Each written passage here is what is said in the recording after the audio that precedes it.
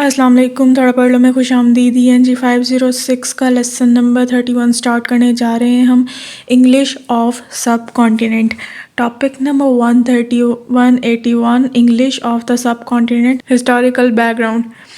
अब जी आपके सब कॉन्टिनेंट की हम इंग्लिश पढ़ेंगे। आपके सब कॉन्टिनेंट में कौन कौन से आ जाती हैं? साउथ एशियन कंट्रीज़ आ जाती हैं, उनमें पाकिस्तान है, इंडिया है, श्रीलंका है, बांग्लादेश, भूटान, मालदीव्स, नेपाल, ये सारे उसमें आ जाते हैं। अब जो उन्होंने कहा है ये जो सारी कंट्रीज़ हैं ये एक जैसी नहीं है लैंग्वेज में, ये इंग्लिश इनकी जो है वो एक जैसी नहीं है। Does not suggest homogeneity in use of linguistic elements, linguistic competence. ना ये लैंग्वेज के एलिमेंट्स यूज़ करने में एक जैसे हैं, ना ये लिंग्विस्टिक कॉम्पिटेंस में एक जैसे हैं। ठीक हो गया। ये जी आगे हिस्ट्री बयान की हुई है तो ये जी कोई इतनी ख़ास समझाने वाली नहीं है। ये एक MCQs देख लें कि इंडिया में जब इंग्लिश को रखा गया तो क्या था? Influential Indians considered English the way out of backwardness. ये जो बहुत एलीट किस्म के वहाँ पे इंडियंस मौजूद थे जिन्होंने इंग्लिश को बहुत हाथों हाथ अडॉप्ट किया और बड़ी इसको जैसे कहें ना अप्रिशिएट किया कि हाँ जी इसको हमारे मुल्क में होना चाहिए, जहाँ हर जगह फैला दो बस इसे। तो उनका ये मानना था कि इंग्लिश जो है वो हमें बैकवर्ड से निकालेगी, बैकवर्डनेस से। ठीक है, यह उनका मानना था। Lord Macaulay minutes. ये जो लॉर्ड मकॉले के लिखा हुआ रिकॉर्ड है, एक टेक्स्ट है, उसमें एक मीटिंग शायद रखी गई थी तो उसका उन्होंने लिख के वो रिकॉर्ड रखा है, तो वो उन्होंने बताया। उनका कहना है कि उस जो वो मीटिंग में था उसमें इंग्लिश को बेटर डिक्लेयर्ड किया गया। Lord Macaulay minutes declared English better worth knowing than Sanskrit और अरेबिक। वहाँ पे जो हिंदू थे उनकी जो मज़हबी लैंग्वेज थी वो थी संस्कृत और मुस्लिम की मज़हबी लैंग्वेज है अरबी। तो उन्होंने कहा इन दोनों लैंग्वेज से बेहतर है इंग्लिश, तो उसको डिक्लेयर कर दिया गया बेटर। उन्होंने कहा from a class who may be interpreters between us and the millions whom we govern, a class of persons, Indians in blood and color, but English in taste, in opinions, in morals and in intellect. उन्होंने कहा हमें एक ऐसी class चाहिए जो कि interpreter का काम करे ब्रिटिश में और दूसरे जो अवाम है उसमें एक ऐसी क्लास वो वजूद में लाएं जो कि बाय ब्लड और कलर से इंडियन हो, बट वो टेस्ट में, ओपिनियंस में, मॉरल्स में, इंटेलेक्ट में इंग्लिश हो। मतलब कि दिमाग ब्रिटिश का हो और वैसे जो फिगर हो वो जी इंडियंस का हो। ठीक है, तो ये बस ये है। Topic number 182 English of the subcontinent status. अब स्टेटस क्या है इन कंट्रीज़ में इंग्लिश का जी? Educated variety with varieties within. ये एक बहुत हाई वेराइटी बन चुकी है, एजुकेटेड वेराइटी बन चुकी है, इवन कि इसकी आगे से वेराइटीज़ भी बहुत निकल चुकी हैं। इसके अलावा comparable to the educated British और अमेरिकन वेराइटीज़, ये कंपेयर की जा सकती हैं ब्रिटिश और अमेरिकन वेराइटीज़ के साथ। ठीक है, इसको फॉरेन लैंग्वेज के तौर पर भी ट्रीट किया जाता है। Use become more prevalent in the post independence social and political climate. इसे पोस्ट इंडिपेंडेंट कंट्रीज़ में, पोस्ट कॉलोनियल कंट्री में बहुत यूज़ किया जाता है, जहाँ पे कॉलोनियलिज्म जहाँ पे रह चुका। ठीक है, अच्छा जी, इंग्लिश के क्या यूजेस हैं? अब ये सही साउथ एशिया में या क्या हम क्या पढ़ रहे हैं सब कॉन्टिनेंट में इंग्लिश का क्या यूजेस हैं? English has the following uses. Lingua franca है, वो गवर्नमेंट में यूज़ होती है, एजुकेशन में यूज़ होती है, ये सब हमें पता है कहाँ कहाँ यूज़ होती है। इसके अलावा जी एजेंट ऑफ रिलीजियस न्यूट्रलाइजेशन, मतलब कि ये रिलीजियस डोमेन्स में यूज़ नहीं होती। वहाँ पे हमारी, आपको पता है, इस्लामियत की बुक उर्दू में, वाहिद बुक अब उन्होंने उर्दू में इस्लामियत की रखी हुई है, तो उन्होंने ये रिलीजियस में यूज़ नहीं होती। संस्कृत, और ये आपने MCQ याद रखना है, Sanskrit is the language of religion for Hindustanis and Arabic for इस्लाम। ठीक है, हिंदुज़म एंड अरबिक फॉर इस्लाम। ठीक हो गया। Topic number 183 English of the subcontinent status in Pakistan. अब जी पाकिस्तान में क्या है इंग्लिश का स्टेटस, उस पर आ जाएँ। ये जी आपने MCQs देख लेने हैं। Pakistan is a multilingual country with 6 major and 58 minor languages. 6 major हैं लैंग्वेजेस और 58 माइनर लैंग्वेजेस हैं। ठीक है। At independence Urdu was declared the national and English as the official language. ठीक हो गया।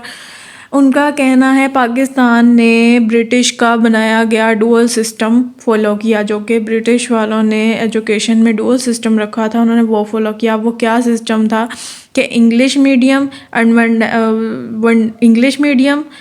Vernacular medium. ठीक है। ये 2 सिस्टम, ये डुअल सिस्टम रखा था। ये क्या था कि English was for the rich only to englishize the youth. एक वो स्कूल जो टोटली इंग्लिश में बनाएगा, एक वो स्कूल जो वर्नैकुलर मीडियम है, जो उर्दू मीडियम समझ लें हमारी अपनी ज़ुबान में, उर्दू मीडियम और इंग्लिश मीडियम, ये है उन्होंने डुअल सिस्टम रखा। तो जो इंग्लिश मीडियम था उसका क्या गोल था, English was for the rich only to anglicise the youth. जो वहाँ पे बच्चे जाते हैं उनको एंग्लिसाइज किया जाए, इंग्लिश सिखाई जाए, और वो रिच मतलब एलीट क्लास के लिए। ठीक है। Produced what people call brown English man, कि वो वहाँ से बच्चे ऐसे बन के निकलें, ब्राउन इंग्लिश मैन बन के निकलें। ठीक है। इसके अलावा और क्या था इस सिस्टम में, continuation of the dual system of education after independence bye bureaucracy and military. After independence इस सिस्टम को किसने फॉलो किया, ब्यूरोक्रेसी ने और मिलिट्री ने। It provides the military and civilian administrative elite. ये इन दोनों तबकों को, इन दोनों इदारों को एलीट फॉलो करता, एलीट वो देता था, बच्चे देता था। It provides the military and civilian administrative elite, कि वो वहाँ पे उन पोस्ट पे बैठ सकें, इंग्लिश उनको आती हो, अच्छी खासी एलीट घराने से ताल्लुक़ हो, और वो उन पोस्ट पे बैठ सकें। Urdu medium institutions only provide the elite with an under class of clerks and literate servants. Urdu medium वाले जो हैं वो उनको बस उन एलीट क्लासेस को एक क्लर्क बना के दे सकें, एक पढ़ा लिखा क्लर्क उनको दे सकें कि भाई बस काम लेना है, इससे पढ़ा लिखा हो बस। ठीक है। जिसको इंग्लिश आती होगी, एलीट से ताल्लुक़ रखता होगा, उसे हमने ऊपर ही पोस्ट पे बिठाना है। English as a neutral language. जी इतने फसादात करके, मतलब जितना ये इंडिपेंडेंस के वक्त जितना रोला पड़ा था कि नहीं जी इंग्लिश को नहीं रखनी, आप उर्दू को रखें, उनके अपनी अपनी ज़ुबानों को जो भी था, फसादात हुए थे लैंग्वेज की वजह से। ठीक है। और फिर बाद में ये भी कहा गया था कि भाई जब तक कोई वो सही तरह काम नहीं निबड़ते तो तब तक इंग्लिश को रख लेते हैं, बाद में उर्दू को कर देंगे ऑफिशियल, पर अभी तक इतने सालों में नहीं हो पाया। ठीक है। ये जी इतने फसादात करने के बाद उनका कहना है English is a neutral language. बहरहाल बस English emerge as a neutral language of unification and administration. बस इसको न्यूट्रल कर दो, इसका कोई कसूर नहीं है। Topic number 184 English of the subcontinent status in Pakistan part 2। अब जी English as a official language का मतलब क्या है, मतलब कि continuation of English as the official language is to advantage of the elite.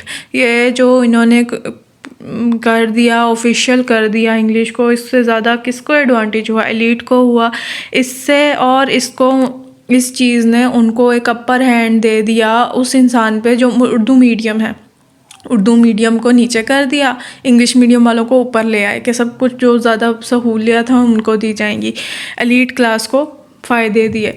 तो और इसका क्या था, is a cultural capital which has a snob value.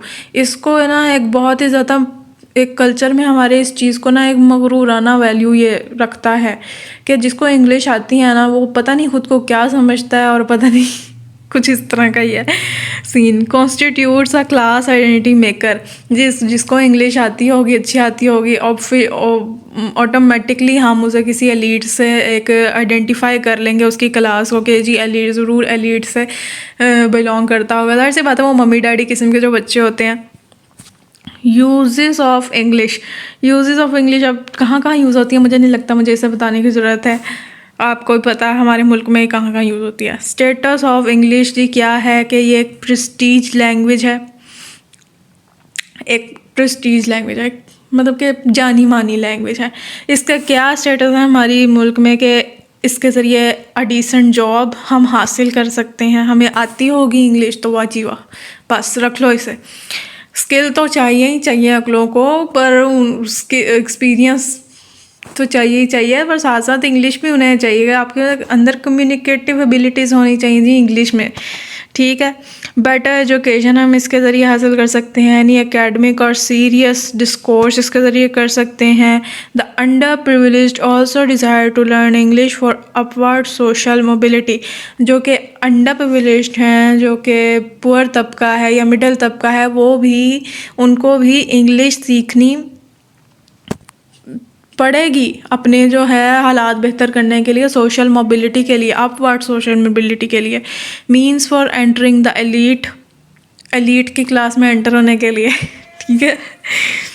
इसके अलावा उनका कहना है, ये MCQs देख लें, die hard supporters of the national language educate their own children in English medium schools, जो कि बहुत ये उर्दू लिटरेचर के डाई हार्ड फैन हैं, वो भी अपने बच्चों को इंग्लिश मीडियम स्कूल में ही पढ़ाते हैं, ठीक है। तो जी अब ये ऑफिशियल हो गया, तो इसके क्या कॉन्सिक्वेंसेस निकले, ये आपने इंग्लिश अपनी ऑफिशियल कर दी है, इसके कॉन्सिक्वेंसेस क्या हैं। Has marginalised majority of Pakistani, इसने बहुत सारी मेजॉरिटी को, पाकिस्तानी की मेजॉरिटी को पसमानदा कर दिया। जाहिर सी बात है, आप एक तो अपॉर्चुनिटीज़ पहले ही बहुत कम है एजुकेशन के हवाले से, ऊपर से आपने इंग्लिश कर ले आए हैं, ठीक है। No serious efforts to teach quality English to all, एक और आपने इंग्लिश ले आए हैं तो आप उसे क्वालिटी वाइज सिखा ही नहीं रहे, वही टूटी फूटी इंग्लिश उन लोगों को आती है, वही टूटी फूटी इंग्लिश आप लोग आगे सिखा रहे हैं। Result in an under class with no role in public policy making, ऐसी वो इंग्लिश आ गई है कि उनमें कोई इतना वो है ही नहीं कि वो पॉलिसी बना सके इसकी आगे से।